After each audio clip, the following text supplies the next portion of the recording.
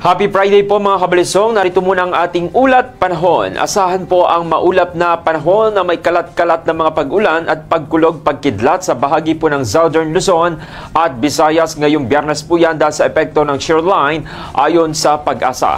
Kabilang po sa mga maepektuhang lugar ang bahagi po ng Visayas, Bicol Region, Calabarzon, Mimaropa, Dinagat Islands at Surigao del Norte. Samantala, mararanasan naman po ang epekto ng Northeast Monsoon o ng hanging amihan sa bahagi po ng Metro Manila, Cagayan Valley, Cordillera, Aurora, Bulacan at Bataan na magdadala po yan ng mga maulap na kalangitan at mga pag-ulan sa mga nabanggit po na lugar. Samantala, sa natitirang bahagi naman po o parte ng Luzon, bahagyang maulap po yan hanggang sa maulap na kalangitan na may mga panakanakang mga pag-ulan ang inaasahan naman po. Samantala, dito naman po sa dako ng Mindanao, magdadala naman po ang easterlies ng bahagyang maulap hanggang sa maulap na kalangitan na may mga posibilidad na mga panandaliang pag-ulan o pagkulog at pagkidlat.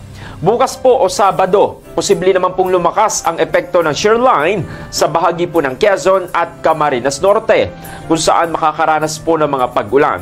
Samantala, maaari naman pong makaranas po ng katamtaman hanggang sa malakas sa mga pag-ulan ang mga lalawigan po ng Bulacan, Rizal, Laguna, Batangas, Oriental Mindoro, Marinduque at Camarines Sur. Samantala, pinapayuhan naman po ang publiko na magdala ng mga panangga sa ulan at maging handa sa posibleng pagbaha o landslide sa mga lugar na may mga matinding mga pag-ulan.